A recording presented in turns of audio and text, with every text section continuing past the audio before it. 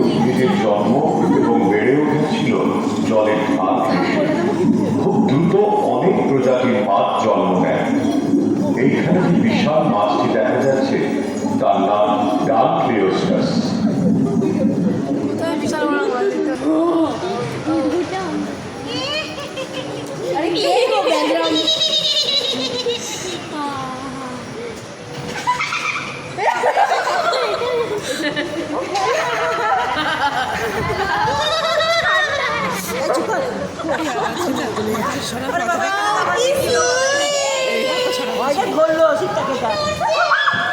মোটামুটি 35 উদ্ভিদের জন্ম।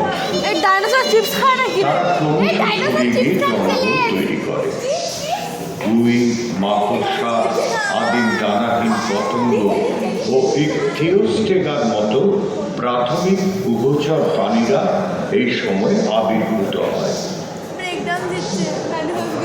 সরীসৃপের মতো অথচ স্তন্যপায়ী ডাইমেট্রোডনেরা পিঠে নৌকোর পালের মতো একটা অঙ্গের সাহায্যে তাপ নিয়ন্ত্রণ করতে পারত। সাইনোনেথাসের মতো প্রাণীরা যারা সরীসৃপের মতো স্তন্যপায়ী, আবার কুকুরেরও বৈশিষ্ট্য আছে, এই সময় থেকে প্রভাবশালী হয়ে ওঠে।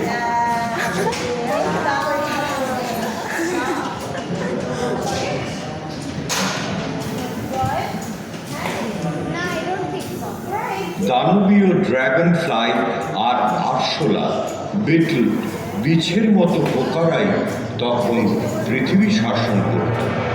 পৃথিবীতে যত কয়লা পাওয়া গেছে তার অধিকাংশই তৈরি হয়েছে কার্বনিফেরাস যুগের গাছের মরদেহ থেকে, যা মাটির গভীরে চাপা পড়ে গেছিল। তখন পৃথিবীর 3 ভাগের 1 ভাগ জুড়ে ছিল প্যানজিয়া